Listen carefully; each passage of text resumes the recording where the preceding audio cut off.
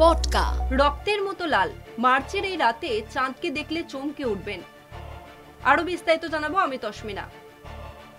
March মাসে ঘটতে চলেছে এক বিরল মহাজাগতিক ঘটনা।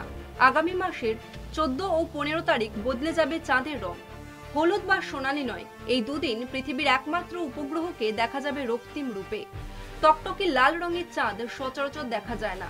বহু বছর পর এই ঘটনা ঘটে। একে বলা হয় ব্লাড মুন বা রক্তিম চাঁদ। শেষবার 2022 সালের 8ই নভেম্বর ঘটেছিল এই ঘটনা।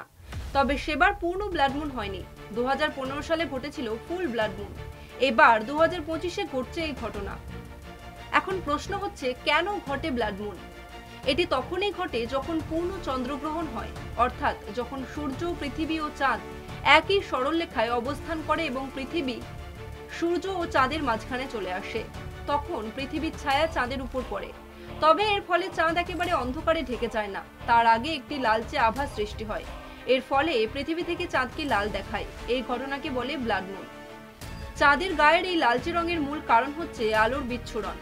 পৃথিবীর বায়ুমণ্ডল যখন সূর্যালোককে ছেঁকে দেয়, তখন ছোট তরঙ্গদৈর্ঘ্যের নীল ও বেগুনি আলো বেশি ছড়িয়ে পড়ে। আর অপেক্ষাকৃত বড় তরঙ্গদৈর্ঘ্যের লাল ও কমলা রঙের আলো চাঁদের উপরে গিয়ে পড়ে। ঠিক যেভাবে সূর্যাস্তের সময় আকাশ লালচে দেখায়, সেভাবেই চন্দ্রগ্রহণের সময় লাল হয়ে যায় চাঁদের রং। 2025 সালের পূর্ণ চন্দ্রগ্রহণ ও ব্লাড মুন উত্তর ও দক্ষিণ আমেরিকা, ইউরোপ এবং আফ্রিকার কিছু অংশ থেকে স্পষ্টভাবে দেখা যাবে।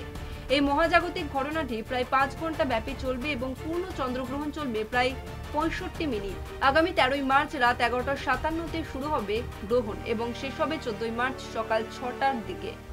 শুনুন পটকা, রাত দিন 7 দিন।